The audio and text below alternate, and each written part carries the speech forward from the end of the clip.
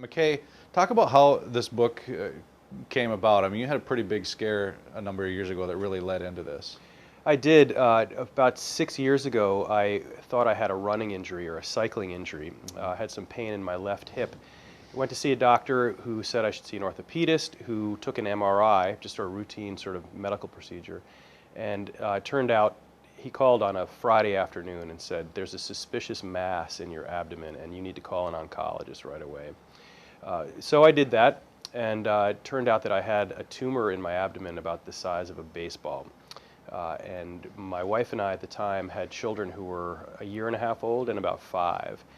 So of course we went into a full-blown panic about this.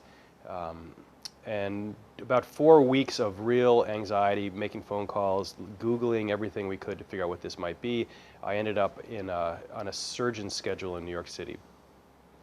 And right before I went in for surgery, I was in my scrubs, preparing myself for this big operation, and some medical researchers came up to me in the waiting room while I was in my scrubs getting ready for the operation, and they just started asking me, well, they asked if they could ask me some questions about something they were studying, and I said, well, that'd be fine. What could that be? And they said, well, we'd like to know about your chemical exposures over your lifetime. And I thought, what could that have to do with the tumor? I didn't really make the connection. And they said, well, they started asking about where I had worked, what kind of careers I'd had, where I had lived, and I sort of assumed in the first place that they'd be asking about whether I'd lived near an industrial site or near a hospital dump, hospital waste facility, something like that. That wasn't really what they were interested in. They were interested in the sort of everyday consumer chemicals that I might have come into contact with. This would include things like flame retardants or non-stick chemicals or stain-resistant chemicals, or the things that you find in paints or lacquer or building materials, lead, mercury, arsenic, all this kind of stuff. And the list of questions they asked was very long and really gave me quite a bit to think about. Now, don't forget, I'm within minutes of going in for surgery, so I was trying to keep my mind focused on kind of staying calm and not thinking too hard about that. Well, I had the operation, and I woke up, I think it was 4 hours later, and my wife and my surgeon were at the foot of my bed with big smiles on their faces, and I thought, well, something must have gone well. And it turned out that the tumor was benign after all. And I asked my surgeon, I said, how often does that happen, that a tumor like this is benign? He said, about 4 out of 100. So I drew the long straw on that one and felt extremely fortunate. But I was left with quite a few questions. I mean, if these people had been asking me these questions ahead of time, they must have suspected there was some kind of connection. And I, as a writer and a professor, I was left thinking there's got to be something to look into here. So I went back and spent about 3 years doing the research that I had never done before, looking into answers for some of these questions, and started to look into all of the chemicals that are in the various consumer products that we use. Now, I'm sure this won't strike people as unfamiliar, but it's worth thinking about how this all came to be. Now, it turns out that the chemicals that we have become very used to using, the products we've come to be comfortable using, have only really existed for about 60 or 70 years. Most of the huge burst in consumer production has happened since World War II, at least the stuff that is made with mostly petrochemicals, synthetic chemicals.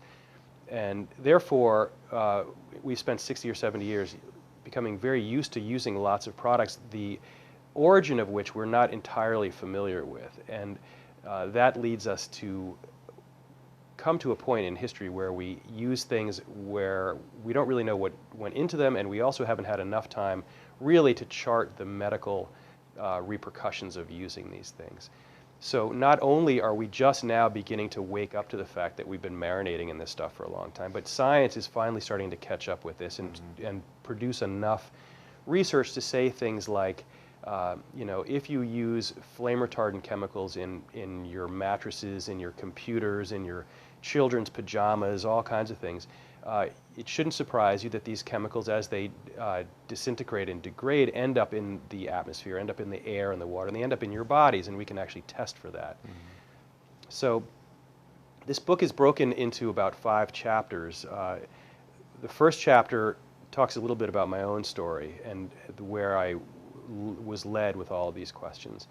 The next chapter, I go to the state of Maine, and in the state of Maine, they've done one of a number of very impressive, what they call body burden studies, where they take samples of people's blood, hair, and urine, and they can put them in a laboratory and tell the people who participate in the study what kinds of chemicals are in their body. Now, we don't yet have the science to say that just because we could find flame retardants in your body, therefore you're absolutely going to develop breast cancer. They can't do that yet. What they can do is say, we can find these chemicals in your body, and in a laboratory we can find out that these chemicals produce cancer in lab animals. Now the science, in many places like in Europe, that's all you need. If you have it in people's bodies and in a laboratory and turns out they cause health problems, they ban them. They regulate them very heavily. In the United States, that's not the case.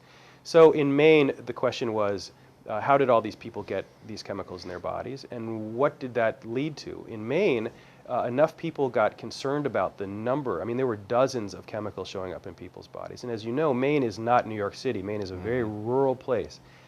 Maine is a very poor place. There's not a lot of industry up there. So these people that we're talking about were everyday citizens. They were not industrial plant workers.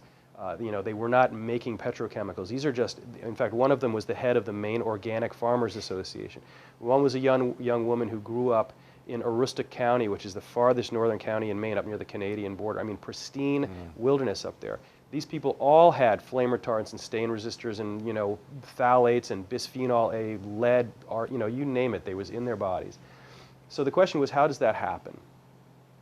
And what we've discovered, of course, is that these chemicals, when we use so many of them, they don't stay put. They break down and they start circulating. They circulate, as I mentioned before, in the air, in the water. Scientists can find these chemicals, have found these chemicals on the top of Aconcagua, which is the highest mountain in South America.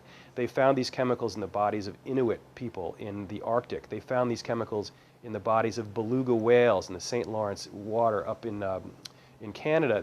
These are extremely remote places, and yet these chemicals are migrating around the globe. So what we've discovered now is that we use so many of these products, so many of these chemicals, that these chemicals are now starting to show up in our bodies wherever we are, under whatever circumstances. So that's one chapter, going to Maine, talking about these body burden studies.